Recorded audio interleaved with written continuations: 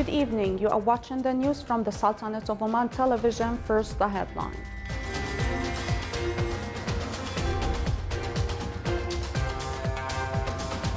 The Sultanate affirms at the high-level political forum for sustainable development in New York its commitment to achieve goals of sustainable development.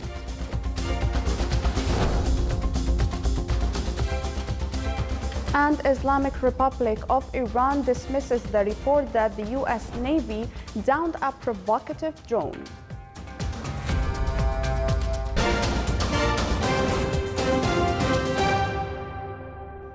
Those were the headlines. Now for the news in detail.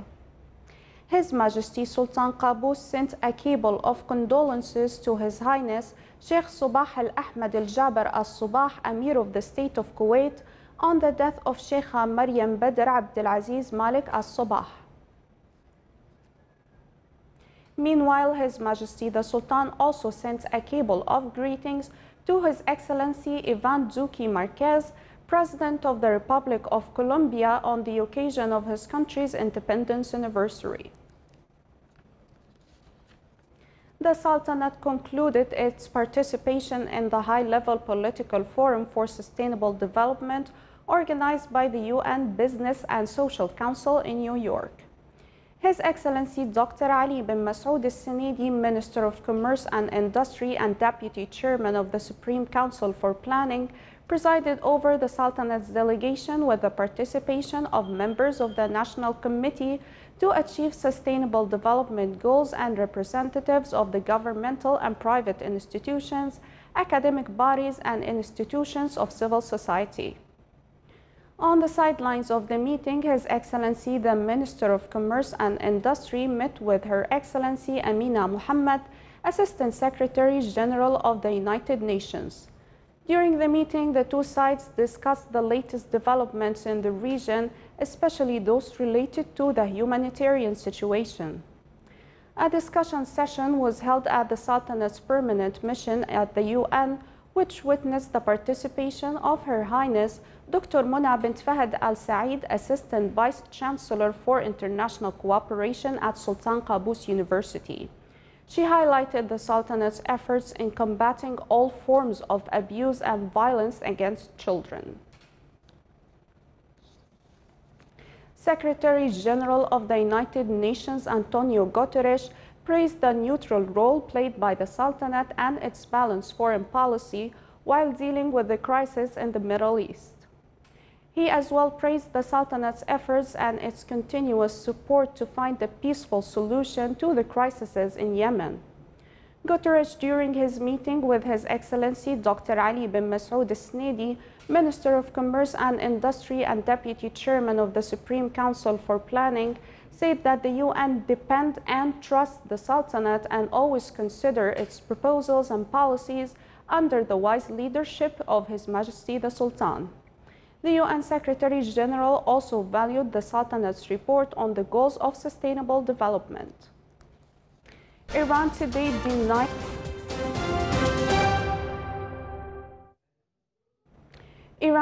denied President Donald Trump's assertion that the U.S. Navy has destroyed one of its drones, saying all of its unmanned planes were accounted for amid growing international concern that both sides could blunder into a war in the Gulf. In the latest episode to test nerves around the strategic waterway, Trump said yesterday that the drone had flown to within 940 meters of the U.S. warship Boxer in a provocative and hostile action, and had ignored several calls to stand down. Gibraltar's government said that the British Overseas Territories Supreme Court has extended for 30 days the detention of the Iranian supertanker suspected of breaching the European Union sanctions. It said that the court has set August 15th as the date for the new hearing on the Panama-flagged Grace 1, which was intercepted off the southern tip of Spain. British Royal Marines boarded the ship on July 4th amid suspicion it was taking a shipment of Iranian crude oil to Syria. Gibraltar's police have arrested the vessel's captain, chief officer, and 2 second mates as part of their investigations. All were Indian. German Chancellor Angela Merkel praised French President Emmanuel Macron's attempts to facilitate talks between Iran and the United States, saying diplomatic efforts are critical. Merkel said every possibility for contact should be sought to prevent an escalation. Since the US unilaterally pulled out of the nuclear deal with Iran last year, the other parties, Germany, France, Britain, Russia, China, and the European Union, have been trying to preserve it.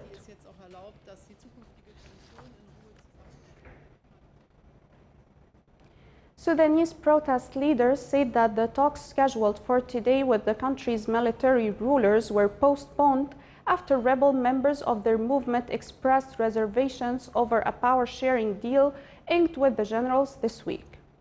The generals and protest leaders initialed an accord on Wednesday in Khartoum to form a joint ruling body tasked with creating a transitional civilian administration, and they were due 2 days later to negotiate details of a constitutional declaration, crucial to a successful transition.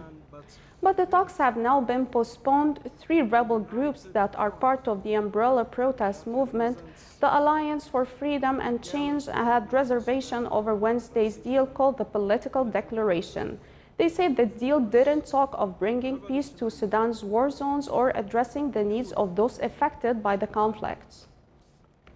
A powerful bomb exploded outside the gates of Kabul University in the Afghan capital today, killing at least 8 people and critically wounding 33. No group claimed the responsibility for the attack, the latest to target Kabul. The early morning blast also set 2 vehicles ablaze. The university compound houses several hostels where many students stay over the summer attending classes and working on research projects. The university is co-ed and has women attending classes, something that Taliban always opposed. Also today, a roadside mine killed 5 people who were riding in a car in eastern Ghazni province.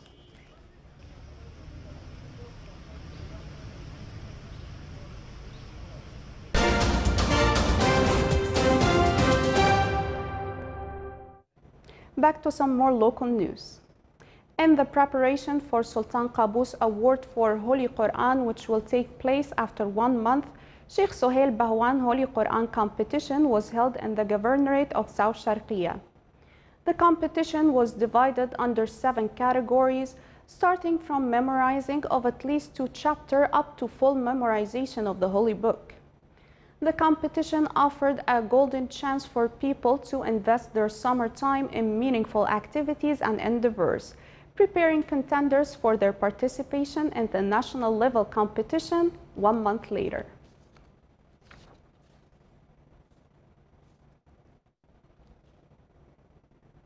Around 70 kilometers away from the wilaya of Abri, you can find yourself in contact with Al Hayl town, one of the towns in Wadi Al Ain village. Tourists can see historical remnants, each with a story of its own, old houses and alleys, as well as forts and mosques scattered in the town and around it. The town has a fellage system that irrigates farms and gardens, and the weather is mostly moderate around the year, offering a chance to escape summer heat and enjoy the peace and quiet.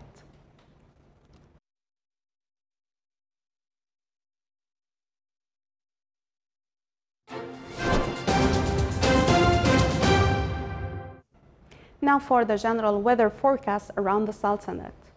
Clear skies will prevail over most of the governorates, with chances of low clouds and fog late at night and early morning over the coast of the Arabian Sea.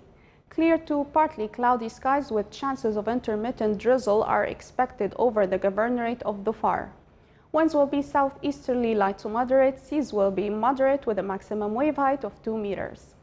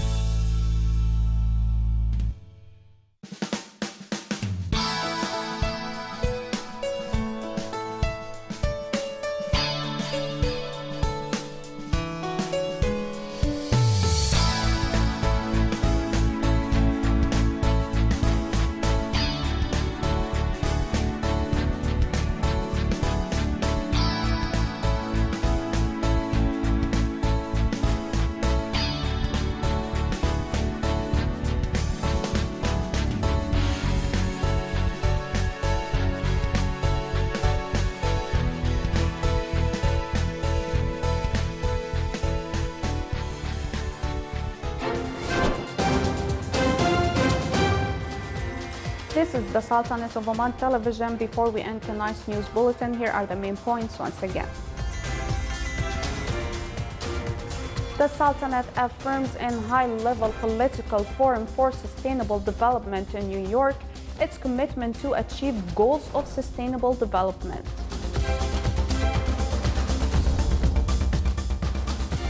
And Islamic Republic of Iran dismisses the report that the U.S. Navy downed a provocative drone.